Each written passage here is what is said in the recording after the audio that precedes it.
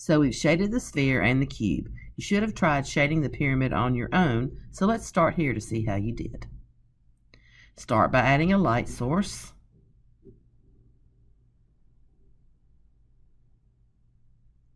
And the pyramid will be shaded much like the cube.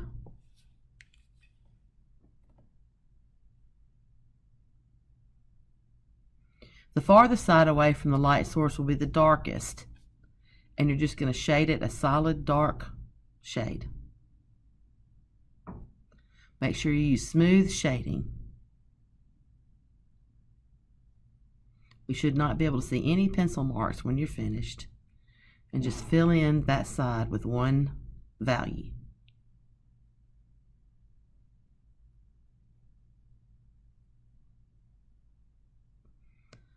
The front side of the pyramid will be lighter since it is not opposite the light source. It's actually just turned away from it some. So it's a little bit lighter. And it's going to be lighter at the top of the pyramid and darker at the bottom. So shade it lighter towards the top and darker towards the bottom. Remember to use smooth shading. You shouldn't see any pencil marks at all. So just keep applying some layers of value until you get the bottom a little bit darker. And remember, this is gradual shading. You shouldn't see lines between your values unless there's an edge. Make sure you include the cast shadow, the shadow cast by the light source. It needs to go from edge to edge of these objects and follow the angle of the light.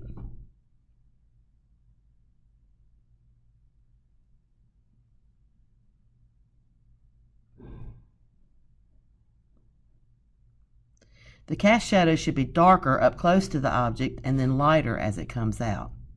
So just make sure you darken it enough under the object. It should not be the same value as the object itself. You should be able to tell a little bit of difference between the cast shadow and the object so that it just doesn't blend in together and look like one big mess.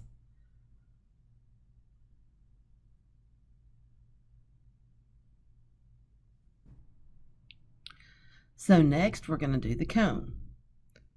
We'll need a light source first, and I'll start shading from the darkest side. Remember, you can start on the lighter side if you want. Just don't start out too dark because you may not be able to lighten it if you need to. This is kind of like adding salt to food. If you add too much, you just can't take it back. It's too salty. It's best to add a little at a time till you get it right. Same thing with layering shading. And make sure that you have at least 5 values and a highlight.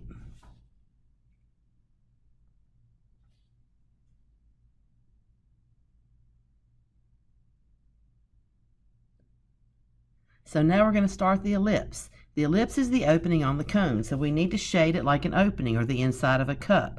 So we will shade it the opposite way we shaded the bottom of the cone because the light source hits the side of the opening, creating a shadow directly on the other side right here. So we shade darker here, and it gets lighter as it comes out more into the light.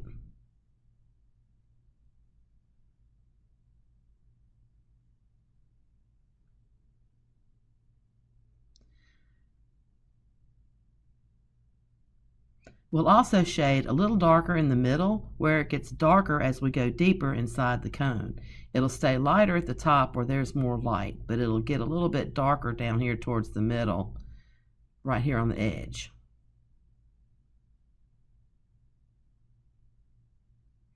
Darken the edges around the ellipse to create an implied line between the values.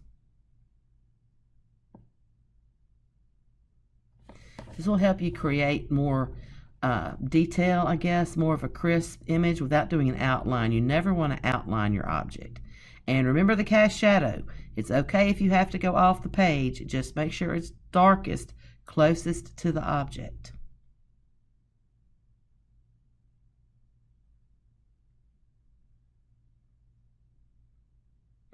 Remember also to use smooth shading on your cast shadows. Just because it's the cast shadow doesn't mean that it's not an important part of the drawing. You need to make sure that it's smoothed out and that it more or less follows the shape of the object. You know, sometimes the cast shadow will be a little distorted, but it'll still be the basic shape of the object.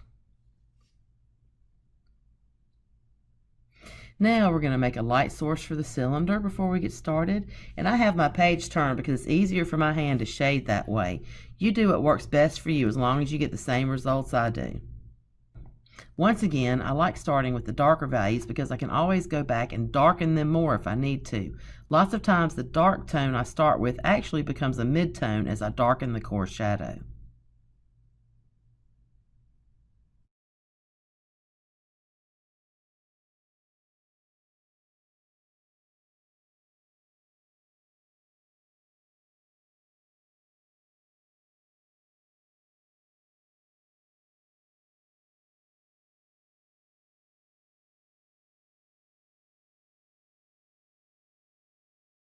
Make sure you darken it a little bit across the bottom too, because it's going to be a little bit darker because that's going to be kind of far away from the light. That's actually going to be your farthest point away from the light, so it needs to be a little darker. It also allows you to define that edge, that bottom of that ellipse on the bottom.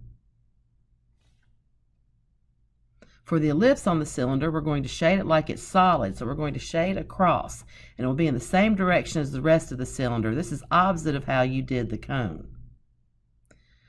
Meaning where the cylinder is darker, the ellipse will also be darker. Remember, on the cone, you did it opposite. The difference will be that it's going to be a little bit lighter on the top. You'll shade the ellipse on the top a little bit lighter than the rest of the cylinder to make it show up. If you shade it all the same value, it's not going to show up. Plus, that's where the light's hitting the top of the cylinder. So it will not be as dark as the rest of the cylinder, but it will go dark to light like the rest of the cylinder does.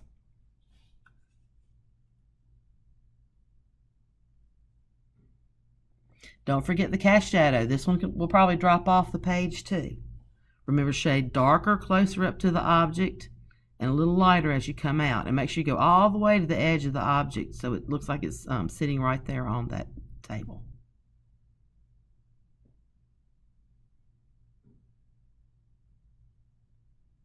Once again, you're not finished till you get that cast shadow done. That's what makes it look like it's actually resting on something instead of floating around in space.